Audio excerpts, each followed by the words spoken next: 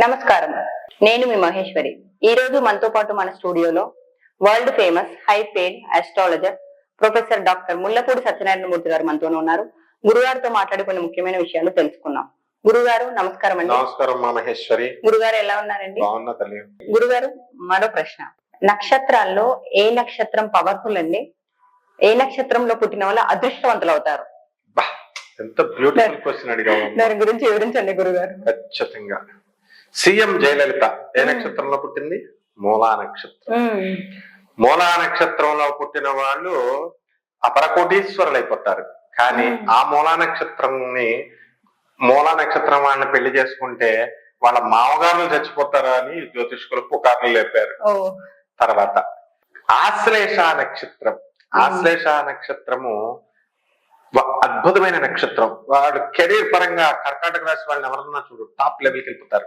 దానికి ఏం చెప్పారు వీళ్ళు? ఆశ్లేష నక్షత్రాన్ని కనుక పెళ్లి చేసుకుంటే వాళ్ళ అత్తగారు టపి అన్నారు. అక్కడేమో మామగారు టపి, ఇక్కడ అత్తగారు టపి అన్నారు. ఇక మూడవది బ్యాచి జ్యేష్ఠ నక్షత్రాన్ని టార్గెట్ చేశారు ఈ జ్యోతిష్కులు.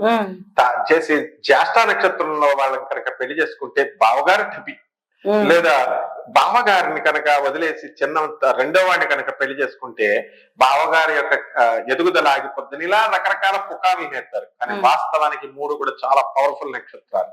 గురుగారు, అవి ఎంతవరకు నిజమంటారు? అలా జరగడం అనేది కావాలని అలా పుకార్లు లేపారు వాళ్ళు. వాస్తవం కాదు. అసలు దేవుడు 27 నక్షత్రాలు వాళ్ళ బిజినెస్ కోసం ఇలా క్రియేట్ చేశారు వీళ్ళు. 27 నక్షత్రాలు కూడా ఒక్కొక్క character, diversity is the law of nature. ఇప్పుడు మల్లె చెట్టు ఉంది, మల్లె పువ్వు పోస్తుంది, అది గొప్ప. గులాబీ పువ్వు వస్తుంది, దాని ఫ్రాగ్రెన్స్ వేరు, దీని ఫ్రాగ్రెన్స్ వేరు, దాని సువాసన వేరు, దీని సువాసన వేరు.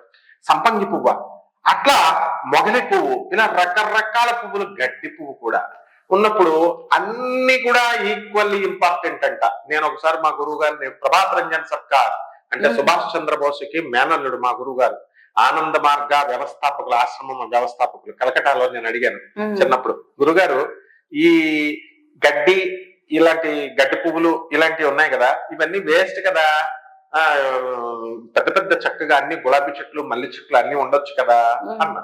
అలాగే చదువు సంజయ్ లేవు అని అందరూ తిడుతూ ఉంటారు కదా, మరి అలాంటి వాళ్ళు చదువుకున్న వాడికేమో ఎక్కువ వాల్యూ ఇస్తున్నారు, వీళ్ళకి చదువు సంజయ్ లేవని వివక్షత చూపిస్తున్నారు. అలాగే యవ్వనంలో ఉన్నవాడు, నాకు ఇప్పుడు యూత్ అంటే ఇష్టం అండి, నాకు ఒక శిష్యురాలు ఉంది, నాకు యవ్వనం అంటే ఇష్టం, నాకు యూత్ అంటే ఇష్టం, నా వయసు వాళ్ళతోనే ఫ్రెండ్షిప్ చేసుకుంటా అని అంటుంది ఆ అమ్మాయి. అలాంటి వాళ్ళ ముసలి వాళ్ళని ద్వేషంగా చూసేవాళ్ళు ఉన్నారు. అంటే వీళ్ళు వేస్ట్ కదండి, ఇంకా ముసలితనం వచ్చింది కదా, చచ్చిపోవచ్చు కదా, ఎందుకు దేవుడు ఇలా బ్రతికిస్తున్నాడు, ఇలా రకరకాల మెంటాలిటీస్ ఉన్న వాళ్ళు జనం నిండా ఉంటారు. అయితే అప్పుడు మా గురువు గారు ఏం చెప్పారు తెలుసా? ఈ గడ్డి లేకపోతే మర్రి చెట్టు కూడా పడిపోద్దట. ఈక్వల్ ప్రేమ ఉండాలా. ఈ ముసలివాడు చచ్చిపోతే యవ్వనస్తులు కూడా హార్ట్ అటాక్ వచ్చి చచ్చిపోతారు. అంటే అన్ని కలిపి బ్యాలెన్స్, ఒక తాడు మీద ఇలాగా లాగుతూ ఉంటాం కదా, దొంగర వాళ్ళు నడుస్తారు. ఏమాత్రం చిన్న బ్యాలెన్స్ తప్పినా ఎలా అయితే పడిపోతుందో, ఈ సృష్టిలో ఏం ఉంటాయంటే ఈ ప్లానెట్స్, సోలార్ సిస్టమ్స్, ఇవన్నీ మా ముసలివాళ్ళు, చెట్లు గిట్లు ఈక్వల్ బ్రెమ్, అది ఒక ట్రాక్ మీద నడిచే దొమ్మరి అమ్మాయి లాగా దేవుడు సృష్టించాడు. ఏమాత్రం కొంత బ్యాలెన్స్, ఎవరైనా ముసలి వాళ్ళు ఎక్కువ చచ్చిపోయినా, లేకపోతే గడ్డి చెట్లు లేకపోయినా బ్యాలెన్స్ కింద పడిపోతుంది సృష్టి. అందుకోసమని చెప్పేసి అన్నీ ఉండాల. అలా 27 నక్షత్రాలు.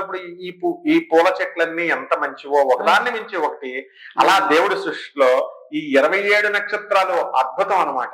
ఇప్పుడు డాక్టర్ ఎన్టీ రామారావు గారిని తీసుకో, స్వాతి నక్షత్రంలో పుట్టారు. చక్కగా స్వాతి నక్షత్రంలో పుట్టిన వాళ్ళు అంతా కూడా ఇప్పుడు బ్రహ్మాండంగా, ఆడపిల్లలంతా కూడా పేదవాళ్ళ ఇంట్లో నుంచి వెళ్ళినా గొప్పగా డెవలప్ అయిపోయారు. అలాగే ఇప్పుడు నువ్వు మహేశ్వరి, నువ్వు మఖా నక్షత్రం, నీ నక్షత్రం ఎవరు పుట్టారనుకుంటున్నావు? మేము చిన్నప్పుడు ఆయన సంకల్పంతో చెప్పేవాళ్ళం మేము. ఏమని? మహర్షి యోగి వర్యాణ మఖా నక్షత్ర సింహరాసో జాతస్య మహర్షి యోగి వర్యాణ. హాలాండ్ లో ఉండేటటువంటి మహర్షి యోగి పుట్టాడు, అపర కోటీశ్వరుడు అయిపోయాడు నిరుపేద నుంచి. ఇప్పుడు ఉన్నటువంటి మహర్షి విద్యా మందిర్స్, ఇంగ్లీష్ మీడియం స్కూల్స్ అన్ని ఆయన పెట్టినవి, ఆయన పేరు మీద, ఆయన సంస్థలే. ఆయన చిన్నప్పుడు ఆయన తల మీద నుంచి వెంటుకు పడిపోయిన వాడపల్లిలో, రాజమండ్రి దగ్గర, మా కొవ్వూరు దగ్గర వాడపల్లి అనే గ్రామం ఉంది, అక్కడ మహర్షి ఆశ్రమం ఉంది, ఈ మహేష్ యోగి ఆశ్రమం. అక్కడ ఆయన జస్ట్ తల మీద ఎండుకు పోయాడు. శాంతి శాంతి అని బ్రాహ్మణులందరినీ పిలిచేసేవారు.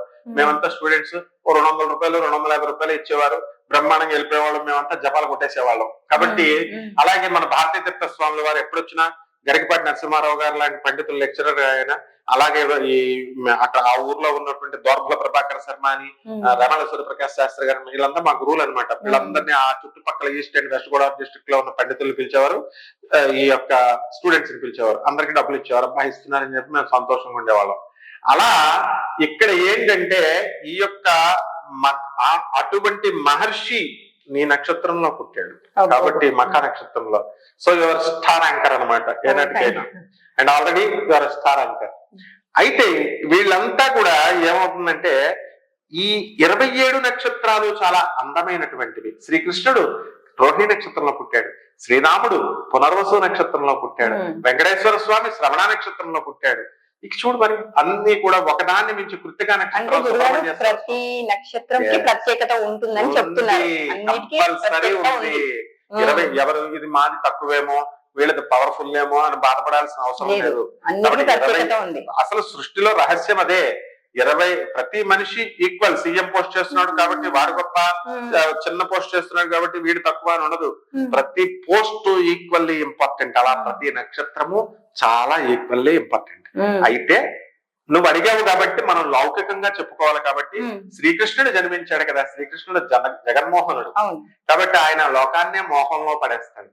ఆయన లీలామానుష విగ్రహుడు కాబట్టి రోహిణి నక్షత్రం అలా ఒక మెస్మరైజింగ్ పవర్ ఉంటుంది. ఆడవాళ్ళు ఒకసారి రోహిణి నక్షత్రం వాళ్ళు ఆడవాళ్ళకు కూడా మీకు వెనకాల ఫాలోయింగ్ ఉంటుందంటే వాళ్ళ భర్త, అందరూ ఆమె భర్త అది విని బయటకు వచ్చేయండి సార్ రోహిణి నక్షత్రం మా ఆవిడది వెనకాల మగవాళ్ళ ఫాలోయింగ్ ఉంటుంది అంటే నవ్వుకున్నాను. అలాగే మూలా నక్షత్రం ఆదిశక్తి పుట్టింది కాబట్టి ఇవన్నీ కూడా మఖా నక్షత్రం. ఇందులో అన్నవరం సత్యనారాయణ స్వామి పుట్టాడు నీ నక్షత్రం కాబట్టి అన్ని నక్షత్రాలు ఈక్వల్. ఇది పవర్ఫుల్, ప్రత్యేకత ఉందని చెప్తున్నారు. అన్ని నక్షత్రాలకు ప్రత్యేకత. దేవుడి సృష్టిలో ఒకటే, అందరూ సమానం, నో ఎక్కువ నో తక్కువ. ఎందుకంటే మనందరం ఆత్మ పరమాత్మ నుంచి పుట్టాం, మనమే దేవుళ్ళం, మనమే సృష్టించాం. మనం ఈ సృష్టిని మనం మర్చిపోయాం, ఆయన మర్చిపోలేదు, అంతే తేడా. ఈ అవిద్య వల్ల జరిగింది ఇది. ఈ అవిద్యను పోగొట్టుకున్నప్పుడు ఈ ఇగ్నోరెన్స్ అంటాం, అజ్ఞానం అంటాం, అవిద్య. ఇది మర్చిపోయినప్పుడు ఆహా నేనే దేవుణ్ణి అని గుర్తుంటుంది. ఎలాగో చెప్తా. ఒక రాజుగారి, మీరిద్దరు అన్నదమ్ములు ఇద్దరు ఉన్నారు. అన్నదమ్ములు ఇద్దరుంటే రాజుగారి పుత్రులు మీరు. అయితే ఆ రాజుగారి దగ్గరేమో ఒకడు ఉన్నాడు, దొంగలు పడి వీడిని ఒకడిని ఎత్తుకుపోయాడు. ఎత్తుకుపోయి దొంగల ముఠాలో పెంచుతాడు. వీడికి తెలియదు చిన్నప్పుడు. వీడు అనుకుంటాడు మా నాన్నే దొంగడేమో, అందుకని నేను దొంగల ముఠాల్లో నేను పుట్టానేమో అనుకుంటాడు. ఈ ఎత్తుకుపోయేటప్పుడు ఏ దాసి అయినా చూసిందనుకో, ఏదో మనకి ఆ సినిమా వచ్చింది కదా అల్లు అరవింద్ అలా వైకుంఠపురం, ఆ సినిమా లాగా ఆ దాసి చూసి నాయనా నువ్వు రాజకుమారుడివి, నువ్వు దొంగడు కొడుకు కాదు, ఎత్తుకొచ్చేసాడని ఆ జన్మ రహస్యం కనుక వాడికి చెబితే అప్పుడు వీడు అమ్మయ్యా నేను రాజకుమారుడిని అని తెలుసుకుంటాడు. అలా మనం కూడా పరమాత్మ నుంచి వచ్చి మర్చిపోయాం. మన జన్మ రహస్యం జగద్గురు అయినటువంటి ఆదిశంకరుడు వచ్చి చెప్పాడు. మన జన్మ రహస్యం బ్రహ్మ విష్ణు మహేశ్వర స్వరూపుడైనటువంటి దత్తాత్రేయుడు వచ్చి చెప్పాడు. జగద్గురువులు వచ్చి చెప్తారు మనకి.